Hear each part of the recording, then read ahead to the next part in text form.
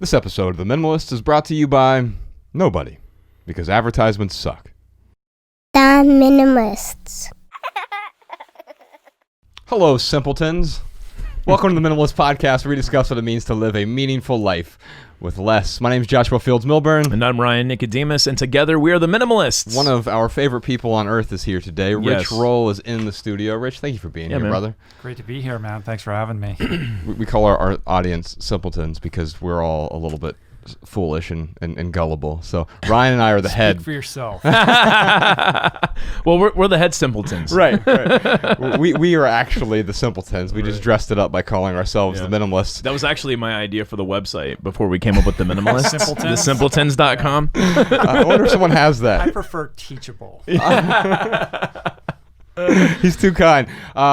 Rich is our returning champion. I think this is your fourth or fifth time on the podcast. Been here a few times. Yeah, really grateful. Today, the world is ever-changing, and it's changing so fast that it's often hard to find balance, contentment, or tranquility. So we're going to talk about some different stuff than we would usually talk to you about, although I'm sure we'll circle around many of the things that we've at least touched upon in the past. Today, we're going to theorize on what our new normal will look like after this storm, and we're going to do that with just some questions that we have from our audience.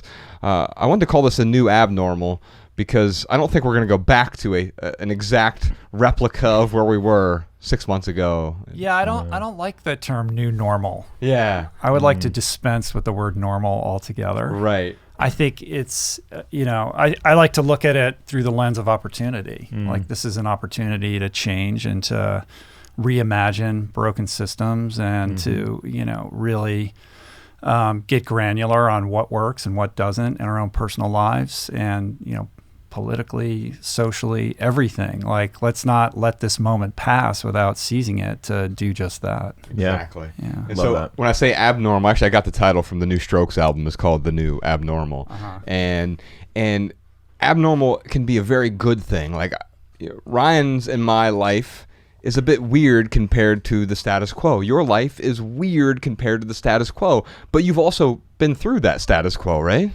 I have, yeah. But it's also weird how you acclimate to your status quo. Like, I lose sight of the fact that my status quo is so distinct and different from the average person's daily life. Like, our ability to normalize everything around us, and then to think that that's how everyone is operating. I don't know if you, like, the way that you guys live is in contradiction to, some paradigms around culture, but for you, it's just normal. Right? Yeah. Yeah, and so with you, your abnormal also has a lot to do with performance. How has your view? I mean, your daily life probably hasn't changed that much since the pandemic, but some things have changed. We were talking before we started recording here. There's some inconveniences that have entered into our daily lives. But have you noticed some significant changes in your own life? Yeah, I mean, first of all, like, my life is remarkably unchanged. Like we were talking before the podcast, like I still can do my podcast. Yes, some of those episodes have to be on Zoom now, and we all have opinions about that. But I'm an introvert by nature. I work from home. I podcast from home. I just like to go out on trails and run by myself and ride my bike. And I can do all of those things throughout all of this. So my day-to-day is remarkably unchanged versus, that of a lot of people. And I'm incredibly grateful that I can still pursue my living and, support my family in doing that. But there's lots of changes. I mean, there's been really positive aspects of it. Like, all our kids are home.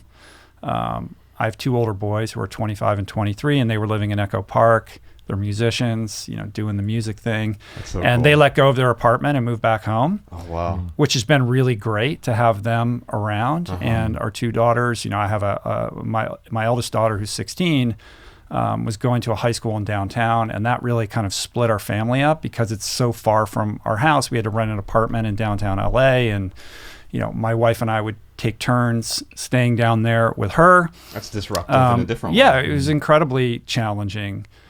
But look, a lot of what I do is about like, pursue your heart and,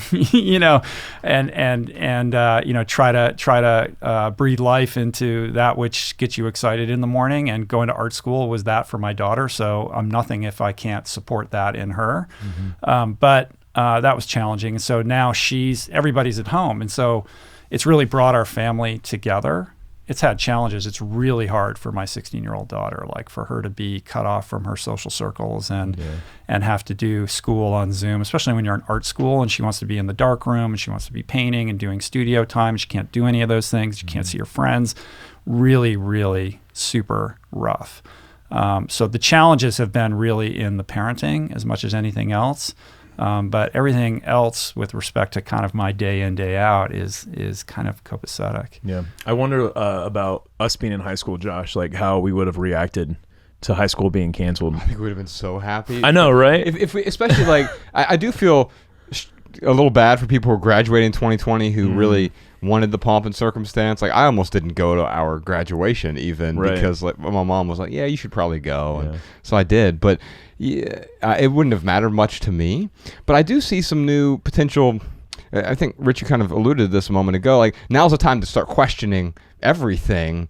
And I think that's always true, but especially now, maybe this gives us the space to start questioning everything. So whether it's budgeting or stuff or simplifying our house, what is essential, it's asking these questions because what we're really asking is, how do I want to move forward? Do I want to move forward acting and behaving how I did in the past? Was that working for me? And what you're learning through this actually is, yes, what you were doing was working really well for you by and large. And Ryan and I have learned that as well. But I think what a lot of people are beginning to learn is like, oh no, maybe the way I was behaving with my budget or with the way I was allocating my time at work or with my relationships, maybe I need to start questioning those things. Yeah, I think that a close cousin of minimalism is essentialism. In the Venn diagram, those two things overlap considerably. And in this moment of forced repose, we're all being compelled to look in the mirror and take stock and inventory of those things that are working and those things that are not. And with that is this conversation around essentialism. What is essential? And we have an opportunity to shed and let go of those things that aren't working. Because we're forced to stop, everything in this arrested state is now under review, right? And that's cool. Yeah. Because we can really understand that those things that we thought were so important, now that we don't have, we've learned to live without. And I think it's inherent in all of us to start going, well, did I really need that thing that I thought that I did? I've gone without it for this amount of time, so maybe I can let that go. And I think that's what the new abnormal is all about, right? When we begin to, step back into the world, we're already seeing that to some extent, but, what do we want that to look like? And I think really seizing this moment to get clarity on that is the huge opportunity I don't want anybody to miss. Yeah, it's interesting. Like the worst thing that could happen is if everything just went back to normal after all this. That would be a tragedy. Yeah, it would.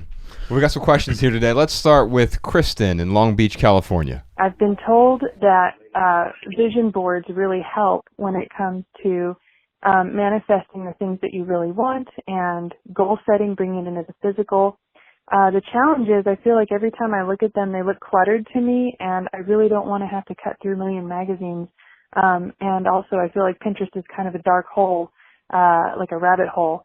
So what is it that you recommend for putting something up in your physical space that's neat and focused and also allows for the positive energy to come through and be open to maybe the universe delivering something positive and even better than what it is that I'm focused on manifesting? So Rich, obviously Ryan and I can talk about what we do, but I'm really interested in what you do in terms of prioritizing the things that you want to do, whether you call it a vision or a vision board or just tasks that you want to complete.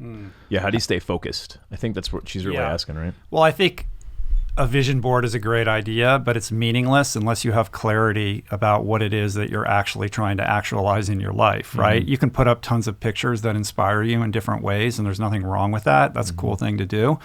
But if you're not actually clear within yourself about that very thing that you're trying to accomplish, I don't know how meaningful or valuable that is. And, I've been doing this my whole life, beginning back when I was like 14, 15 years old as a swimmer. I used to write my goal time in like huge block letters, and I would put it on my mirror in my bathroom and above my bed on like a cork board. So it would be the first thing that I would see when I would wake up in the morning and the last thing I would see before I went to bed at night.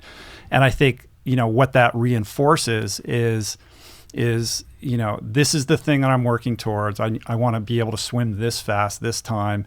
And the more you see it and the more it's reinforced in your psyche, the more you begin to believe in the possibility of actualizing that. So I think just a few items that really represent or symbolize that thing that you're trying to manifest are important to have them kind of in your sphere of vision at important times throughout the day is like a really important thing to do. And what I do now, I'm pretty clear on what I need, and I'm a very self-motivated person, so I don't need to cut out pictures from magazines to remind me of that.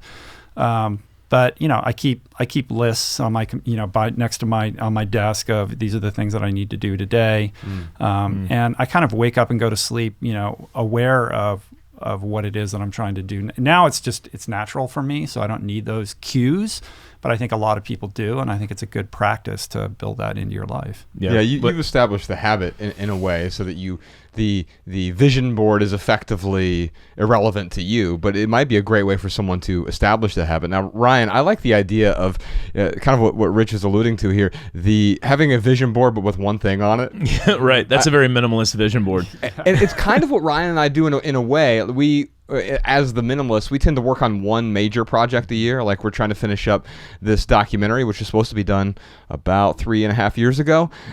And so it's been postponed. So we're actually working on, our vision board right now has 2 things on it. It's that documentary and our next book, which is done. And we're just going through new drafts now. But everything else we do tends to serve these main projects, these vision, these things that we have a vision of completing. And if it doesn't serve that, we have to get good at saying no. Now, Rich, you're very good at saying no to things. I don't know about that. I think. Actually, later on, I have a cue. You said no to that. See? Yeah, you're right. That's some sort of Brazilian jiu-jitsu with no. That was good. Oh, man. You know what I hear you saying, Rich, which I think is brilliant? You're saying first, like, get clear on what you want. Second, find a way to remind yourself of that thing that you want. And then the third part, which is the most important part, even with a vision board, you got to take action.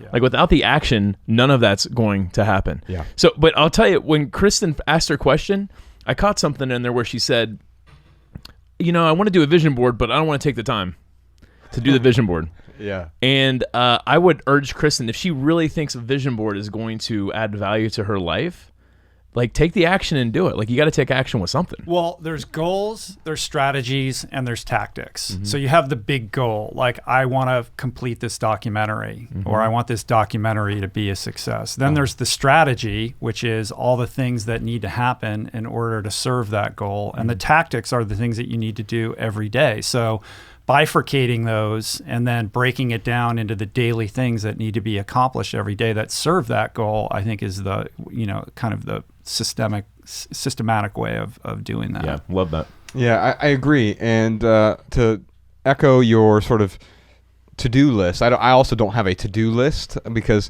I find I'm very OCD, and if I have a to-do list, I will put things on it just so I can cross them off. Yeah. There's something like, and so I'm making these false accomplishments. Or writing down the to-do list deludes you into thinking that you've actually done something. Right. As the first thing on your to-do list is write a to-do list. Right. So I have 2 lists, and they're both on my Apple Notes, so it's on my computer or on my phone. I have a today list. And so things that, what are the most important things that I need to accomplish today?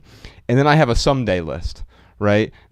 And quite often, those are things that I know I'm not going to do tomorrow or immediately, but it's a vision board of sorts where it's like it's an idea catcher in a way where I'm like, okay, that might be something I want to work on, and I revisit that someday list all the time. And I'm quite often just going in there and deleting things. I'm actually never going to do that. Or, wow, that was a really good idea. Maybe I'm going to get back to that now that I have the opportunity to do so. So I tell you what, Kristen, I would love to send you a couple tickets to our tour. We're headed to, Los Angeles, which is close enough to Long Beach, or we could send you to the OC stop if you wanted to go to our Orange County stop as well. We got a bunch of tour dates coming up. theminimalists.com/tour. We have some special guests, some special musical guests. We're going to do a live podcast and so much more of less. theminimalists.com/tour. But Sean, if you could reach out to Kristen, give her a couple tickets to either one of those events that are coming up in November. And by the way, if we're not coming to a city near you, you can just sign up for our email list if you'd like, and we'll be happy to notify you if we are coming to a city near you. Our next question is from Kara in Minnesota. I had a question about the diet and exercise. I'm just curious if you have an updated version from what you wrote about in your books, and if you've changed things or if you're still doing the same workouts and eating the same. So this is a fascinating topic because it's one that I continue to evolve on based on different health struggles that I've had over the last few years. But Rich, I'd rather talk to you about this because we did a whole episode with you about food, and you talked about how you were sort of overweight and unhealthy and then modified your diet. But I imagine you continue to modify depending on your circumstances. How has this pandemic shined a light on that for you, but also for the people that listen to your podcast? And are people starting to ask different questions about food right now? I think there's an enhanced interest in food because everyone's at home right now, so they're not going to restaurants and they're not doing takeout. I mean, there's some takeout, of course, but I've noticed for myself that I've taken a lot more joy in the preparation of meals at home, especially having the kids around. We make a big event out of it, and that's been really great. And I've noticed the impact in how it makes me feel to eat home-cooked food that's infused with love. I'm a busy guy, and I'm not like we have all these cookbooks, but my wife is the cook, right? Like when she's downtown with Mathis, our daughter, and I'm at home, I'm getting veggie burritos at Chipotle like a couple times a week. Like, I'm not perfect in that regard. I mean, I've been plant-based for 13 years, and I've continued to kind of iterate on that. I've remained plant-based this entire time. But I have noticed that the quality of my nutrition and my attention to it has increased since we've been sequestered, and I've noticed how that makes me feel, and I think that's good. And I think when we're at home, we do have the opportunity to be a little bit more mindful about what we're putting in our bodies. And I think right now, one of the things that gets a little bit lost in this conversation around coronavirus is the importance of maintaining our immune response, and that is directly tied to diet and exercise. We have got to be taking care of ourselves right now so that in the event that we come into contact with the virus, we're in the best, position we can possibly be to combat that. Yeah. So your diet probably hasn't changed. You're still plant-based, but your exercise routine, has that changed at all? I've definitely been training more now that I'm at home because my schedule has freed up. Like I'm not, driving into Hollywood to do podcasts with the Minimalists all the time.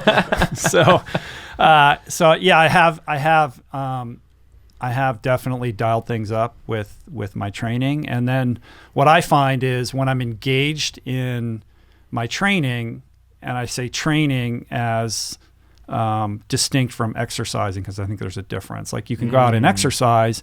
Training for me means being very intentional about what I'm doing. Every workout that I have has a purpose, and that purpose is directed at a goal. And the more intentional I am about that training and the kind of mindfulness that I bring to why I'm doing what I'm doing on a daily basis, that in turn makes me more invested in my nutrition. So as I start to get fitter and feel better in my body, then I want to eat the right foods, and I'm less likely to crash on the couch and just, plow my head into a bag of chips or whatever it is. Yeah. I'm curious. So Mariah and I, my wife and I, we have recently been ordering like meat. I know you don't eat meat. Sorry, I even said that. But we've been ordering our meat from like a very well. He does this every time. I know. On the podcast. I know. But we I also like do. to make people very uncomfortable. I know, but we also do. Well, it's funny because we were in San Francisco the first time he was with us, and I was like recommending this really well-sourced meat, and Rick was like, "What are you doing?" Or Rich was like, "What are you doing, man?" Anyway, Rich, I'm sorry. But with our veggies, we do the same thing, and I'm curious, how do you get your veggies? Like, are you going to the grocery store on a regular basis, or like, do you do any type of delivery service?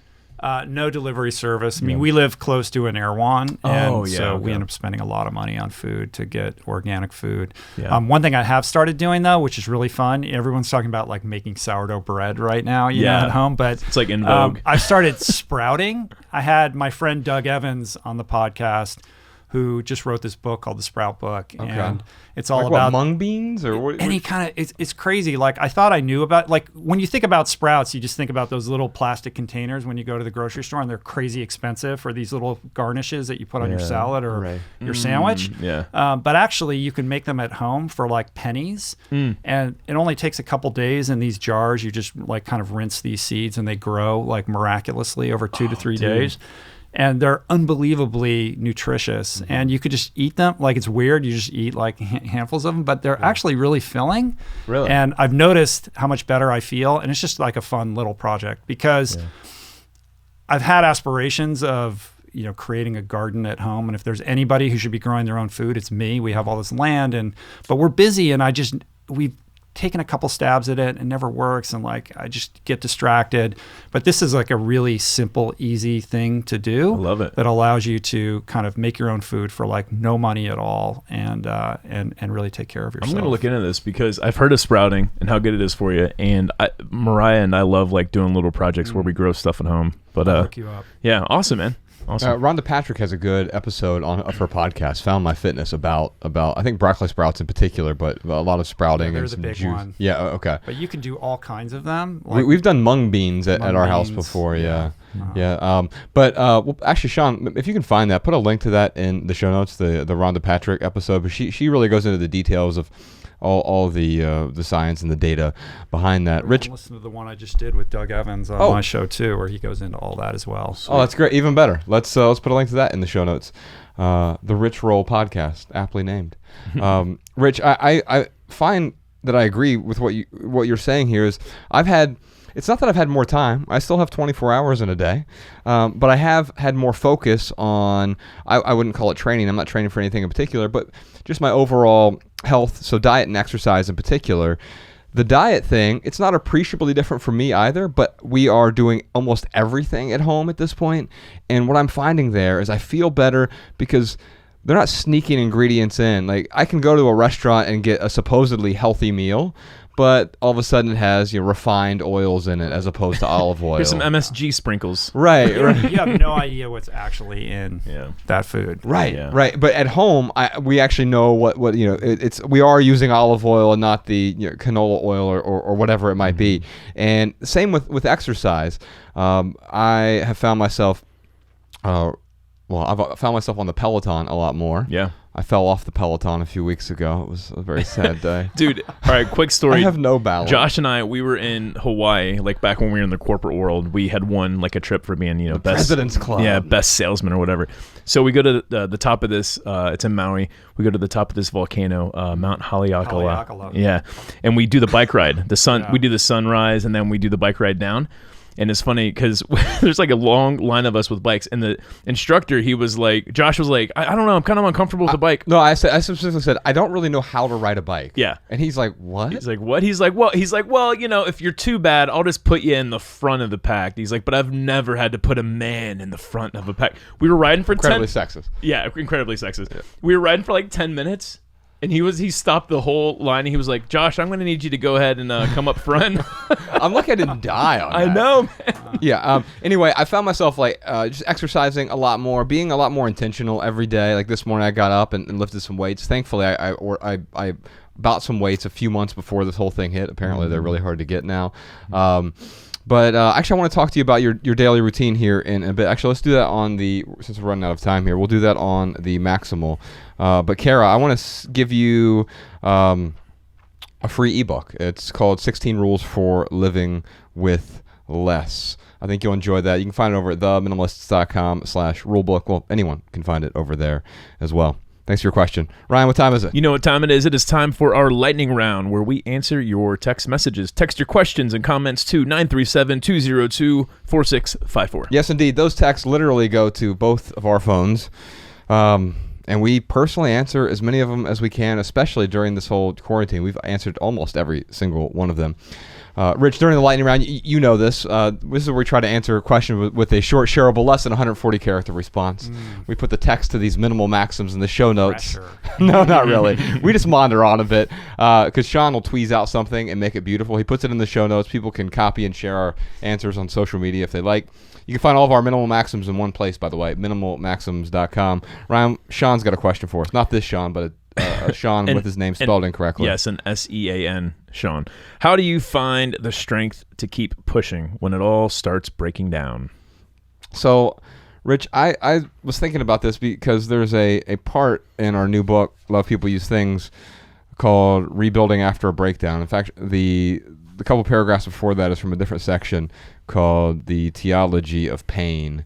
And it kind of talks about suffering and getting to solutions. So my pithy answer is actually from that book. It's sometimes it takes a breakdown to experience a breakthrough. I think we all recognize this. You certainly recognize this in your own life. You were at a point where you, around age 40, I believe it was, right? We're not happy with your current existence. I've had a couple of those. Okay. Yeah, go ahead. Well, no, tell me. Well, I've had a couple like moments of reckoning. They tend to come at decade intervals in my life. But the first was, I met my maker with drugs and alcohol, and it destroyed my life. And I had a moment of clarity and made some changes and got sober. And that was 22 years ago and a handful of days actually that happened. And then, inching up on 40. 50 pounds overweight, workaholic, just had a health scare and realized once again that although I'd been on a spiritual path since I got sober, that there was still a lot of work to be done. And that's when I rearranged my relationship with food and fitness and kind of reinvented myself once again. And I think, to answer your question, these moments of breakdown and destruction, it goes back to opportunity, the way that we opened up this podcast. These are opportunities. So we can dwell in the misery of, our lives getting stripped away, or we can recognize that this is happening for us rather than to us, and to, seize onto it in order to make these changes that, we're being called to make. Like if your life isn't functioning and you're finding yourself in a state of despair, there's a reason for that. So what can we mine from that experience to grow? And I think we have a tendency to evaluate our circumstances from a very myopic, immediate point of view. Like, this is bad. This is happening. This is happening to me right now, and it's not fair, and it sucks. And that may be true, but we have to telescope out and understand that life may be short, but it's also kind of long. And what may suck in the moment may be the greatest gift you've ever been given. And I know in my own personal experiences that I've been in situations where I thought this is the absolute worst thing that could have ever happened to me. And now I look back on those as the greatest gifts I've ever been given. And I'm very grateful for them. So my hope and my wish for anybody who is feeling like they're in that place right now is to understand that, the power to change your life resides within you. And if you can recognize that and begin to take tiny steps every single day, that you will find yourself in a very different position. And perhaps you can look back on this experience with gratitude. Yeah. That's beautiful. That's not 140 characters, though. Yeah, Brevity is not my strength. We'll put it on Facebook instead. Podcast Sean will make it look really nice. Sean, Facebook that. My pithy answer is this: keep tally of how many times you get up, not how many times you fall. And, really, it's just kind of saying what you're saying is like, look at when you get knocked down, when you think the world is falling apart, look at it as an opportunity to rise above. And I know that's what I do. It's weird. Like when I have 2 or 3 hours nights of sleep and I have to do something that the next day, there's like something I can light up inside of me. Maybe it's just my ADD extrovertedness where I'm like, no, Nicodemus, you got this. And it's almost like I can do better than if I had like a 10-hour night's sleep. Mm-hmm. So again, just looking for opportunities to get up and take some massive action. The thing I've learned over the last 2 years for me personally is that health matters so much more than we give it credit for. The Confucius line is that a healthy man wants 10,000 things, a sick man wants but one. And in the new book, the thing I sort of talk about there is that if you're healthy, you're already living the dream. And that's the thing that I would try to communicate to Sean here is think about that. Everything else, whether it's your possessions, your status, your riches, your validation, it's window dressing. And if you are unhealthy and if you're suffering through something, this is to Rich's point, also the pain is temporary. And I think we don't feel that in the moment. In the moment, it feels like the suffering is going to last forever. Mm-hmm. But of course, on a long enough timeline, everything is ephemeral, right? Everything is temporary. The suffering is useful also. Yes. You know, and I also think it's important for people to be patient. I think there's this urgency and this sense of immediacy that our culture expects. Like you're like, oh, you're going to be the overnight millionaire, or you're going to change your life on a dime. And you know, I'm sure if someone was to Google your story or and I know for a fact with my story, you'll read these articles and it makes it look like you just snapped your fingers and changed everything overnight. And it wasn't like that. It's not a linear thing. It's up and down. It takes time. And I think people overestimate what they can do in 6 months or a year and wildly underestimate what they can do in 10 years. And, you know, as the elder statesman here, I'm 53 years old, I can tell you that that those changes are possible, but they're about those little things that you do every day and being patient and kind to yourself and understanding that you shouldn't be evaluating your progress on a moment-to-moment basis. Like, understand that these things, you know, evolve very gradually, you know. Yeah. All right, before we get into our listener tips and our added value segment today, Ryan, you're really going to like this added value. It is very appropriate for our current times. But before we get to that, and before we get to those listener tips and tricks, it looks like we had a bunch more surprise questions this week, like how can someone be a minimalist when there's always the urge to accumulate more gear or tech for hobbies and athletic endeavors? Now, Rich has...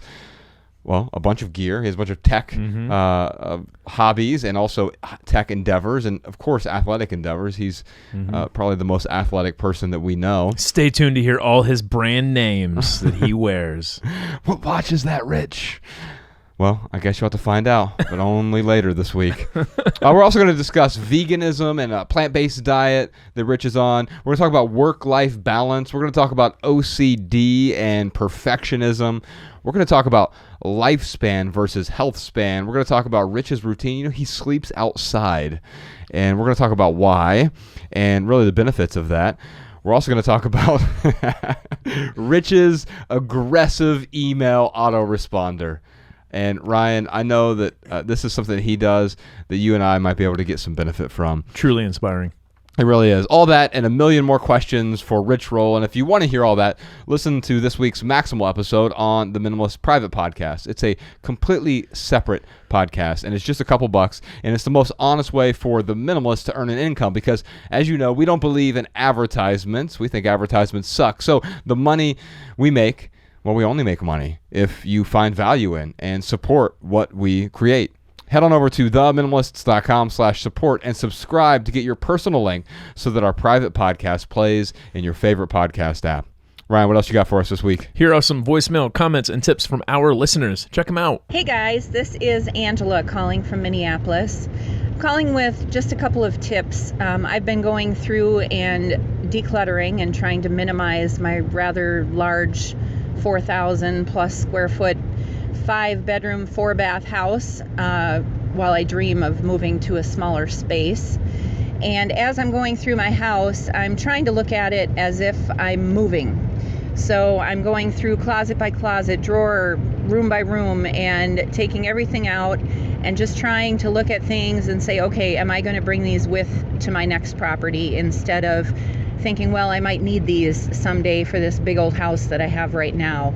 It's helped me get rid of a lot of things, to look at it that way, so that when I do get ready to move, I don't have to go through things. I can just pack them and know that everything that I'm bringing with me is things that I will actually use and that bring value to me. The other thing that I have found really helpful, because I'm the type of person that when I look at material things, I see dollar signs. I see the money that I have spent on them, which is really hard for me. I'm a huge donating person. I used to spend thousands of dollars every year clearance hunting and consuming, the thrill of the hunt, finding the good deals to buy things that I could donate to Toys for Tots or local animal rescues. And then I realized I can't afford to do that. So I have stopped doing that and donated most of the items that I had intended to donate. But when I look around at my own possessions, I see dollar signs on everything. So I have a hard time letting go of things that I feel like have value. Facebook Marketplace has been an absolute godsend for me. I have sold thousands of dollars worth of things that I don't want. And what I found works really well for me is I will take a group of items, I will list them all on Facebook Marketplace, and then I'll pack them in a donation box. If they don't sell within 1 to 2 weeks, or whenever I get around to dropping them off at Goodwill, then they get donated and I delete them off of Marketplace. But at least I feel like I've given myself a chance to sell those things and to get money for them, which is a huge hang up for me, letting go of things that I feel have value. And I feel like that has worked really well, because if they don't sell within a couple weeks, chances are they're not going to sell. And then I pack them up and put them aside in the garage so that they're out of my house, they're dealt with. And then I just load up my car every couple weeks and drop off boxes and let go of those things. It's almost like once I put them into the box, I let go at that point, one way or the other. So I would highly suggest that people try and sell their items to get money to pay down their debt like I am, but don't hold on to them forever. You have to set a timeline to let them go.